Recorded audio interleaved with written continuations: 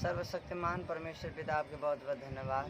और सर्वशक्तिमान परमेश्वर आपके लाखों करोड़ों धन्यवाद प्रभु यीशु मसीह के नाम में। Praise the Lord. जितना भी यूट्यूब चैनल पर लाइव आप देख रहे हैं, आप सबको स्वागत है परमेश्वर के इस यूट्यूब चैनल महिमा पर। आप जितना लोग देख रहे हैं, आप सबको भरीपूर्ण आशीष प्रभु यीशु मसीह के नाम में मिले, आमीन।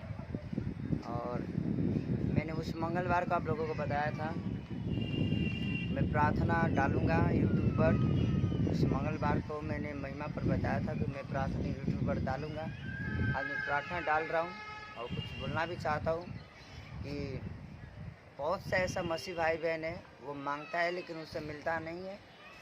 वो मांगता है प्रार्थना में, वो मैं जानता हूँ वो मांगता है प्रार्थना में, लेकिन उसे मिलता नहीं है। वो परमेश्वर उसे देता नहीं है। अब वो इसलिए परमेश्वर उनको देता नहीं है क्योंकि वो अपने केवल ज़रूरत के लिए मांगता है। और यहाँ परमेश्वर ने बताया है कि जो आप स्वार्थी बनेगा, जो अपने लिए केवल मांगेगा, उसे दिया नहीं जाएगा। इसलिए हम मांगते हैं लेकिन मिलता नहीं है, और ढूंढते हैं लेकिन पाते नहीं हैं। परमेश्वर के वचन में लिखा है, मांगो तो दिया जाएगा, ढूंढो तो पाओगे, खटखटाओ तो द्वार खोला जाएगा। वहाँ तो वचन में बोल रहा है मांगो तो दिया जाएगा, लेकिन हम मांगते हैं लेकिन मिलता क्यों नहीं? क्योंकि वचन बोलता है कि प्रार्थना में विश्वास करके मांग। तू विश्वास रख, वो तुम्हें मिल चुका है।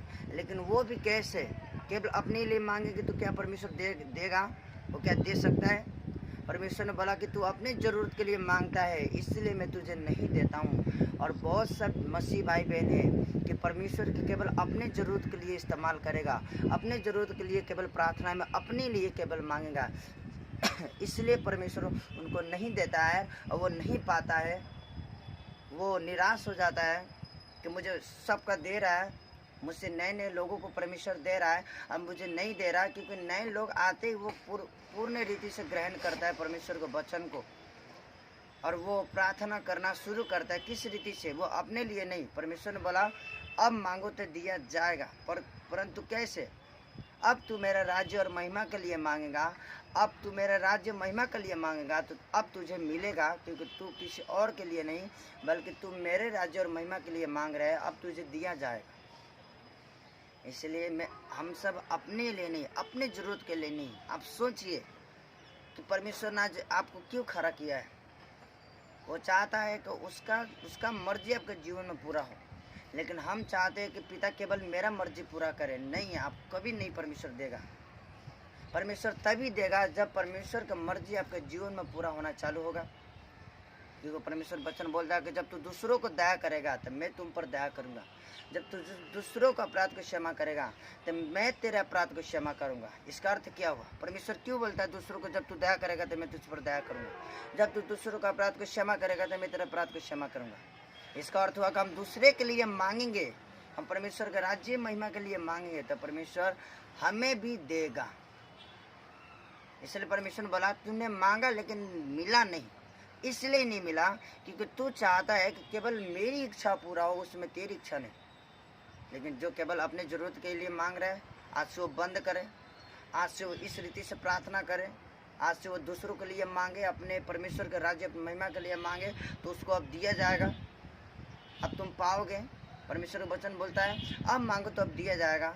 अब तो इस रीति से मांग कि पहला शुरुआत जो आपको प्रार्थना होना चाहिए, नाइट प्रार्थना, पहला शुरुआत तो तुम धन्यवाद चढ़ाओ स्तुति करते हुए, परमेश्वर धन्यवाद, आप बहुत महान परमेश्वर है, आप बहुत मेरे दिल का परमेश्वर है। प्रभु मैं आपसे प्यार करता हूँ, परमेश्वर मैं तुझे चाहता हूँ, धन्यवाद देता हूँ परमेश्वर। इस तरह धन्यवाद चढ़ाओ। दूसरा नंबर, आप अपने पाप को पश्चाताप करेंगे कि परमेश्वर मैंने जितना भी तेरे विरुद्ध पाप किया है, परमेश्वर मेरे पाप को क्षमा कर।